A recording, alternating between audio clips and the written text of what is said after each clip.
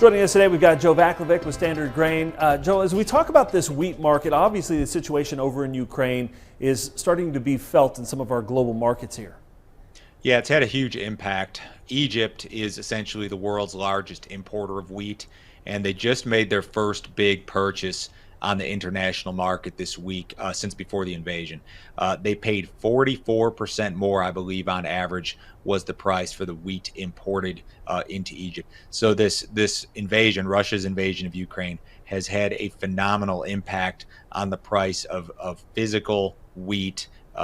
Moving to countries that actually need it, countries like Egypt. There are countries in Africa that are heavily reliant on the Black Sea and those sort of places. So it kind of highlights what this Russia situation has done. It's going to cause food concern issues, food security issues. There's going to be countries who become more and more and more concerned with food security. And you hope it doesn't get to the point where there are shortages, because that means starvation and death and really terrible things. And I don't know that we're to that point yet, but it may not take as long as you think.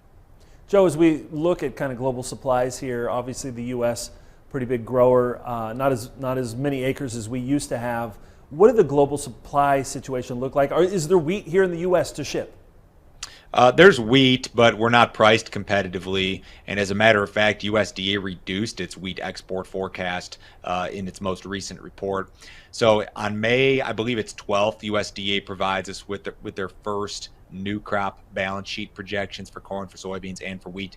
They have a near impossible task when you're trying to project what the supply and demand situation will be for wheat, for corn, I mean, even for soybeans at this point. But how do you even begin to project what the impact of this Ukraine-Russia situation will be? How do you pencil in a Ukraine export number or a Russia export number or even a Ukrainian production number for corn? It's just an impossible task, and it's going to be something that changes every single month, I think, as this thing unfolds.